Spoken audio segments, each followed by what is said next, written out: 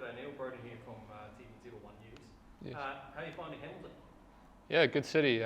Luckily, we right in the city centre, so everything's nice and close. All the restaurants are close, and managed to play some golf yesterday, which was great. And how are preparations going for the second test? Yes, very good. We've done a lot of reflecting over the last few days, and for us, it's just about keeping things simple. We don't want to complicate things too much. Yeah, it's been really good. The facilities here are great, as well as has it been everywhere in New Zealand. So yeah, it's been a good few days of prep.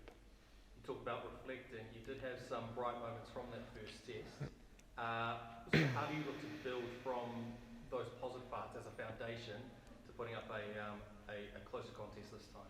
Yes, yeah, I mean, we just have to do the right things for longer. I think, especially with the bat, we've gotten ourselves into not good positions, but sort of in better positions. And then it's just, you know, one thing in particular is losing wickets after breaks, which is something that we've spoken about, and losing 2 wickets at a time, which isn't ideal in Test cricket. So we just want to do the right things for longer, and as I said, just keep things simple.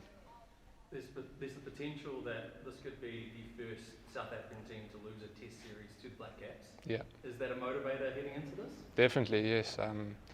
We definitely want to come away with something, as I've been saying all along. So yeah, desperate to put in a good performance this week, and hopefully we can get ourselves into the game.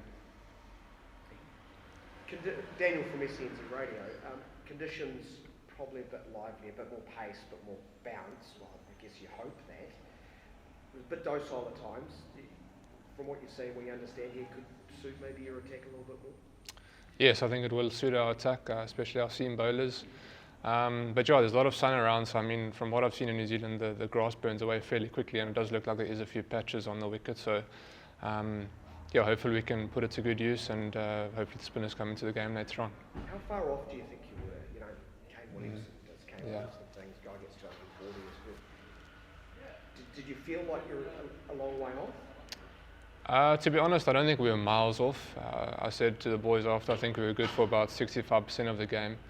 But yeah, I mean, you can't be dropping players like Kane and Ratchin, especially in the first innings. You know, at tea, I think they were 120, so they scored 60 runs per session, which is really good from our bowlers. And then, yeah, they obviously got away from us at the end of the day there. But yeah, I don't think we're miles away. I mean, obviously, we have to learn pretty quickly at this level, and something that we're desperate to do and put it right this week. What about the batting side of it? You know, that's probably where the biggest adjustments need to come, you know? Yes, yeah, definitely. As I said, we have to do the right things for longer, and myself personally have to find a way to get through that new ball, which has been tricky in these conditions. But yeah, as I said, the wickets look like they're getting better for batting the longer you can hang out there. So yeah, it's just about keeping our confidence high and making sure that we keep believing in ourselves. Everyone healthy? Yes, everyone's fit and healthy. Yes, yeah, no COVID.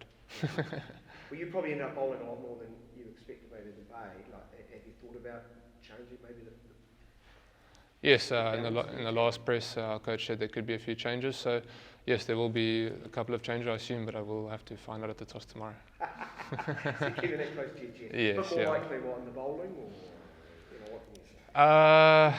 Yeah, probably. I'm not going to lie. Probably a few more changes in the bowling than the batting side of things. I think, you know, the middle order in particular got themselves in, and you know, there were a few 30s and 40s, and obviously Bedingham got that nice 87. We want obviously him to push on and get a big score for us. He's massive in the batting department, and yeah, as I said, everyone got starts. It's just about doing those things for longer, and especially after the breaks. I thought you bowled really well the first couple of sessions. They could have even been 5 or 6 down. You go past the edge a lot.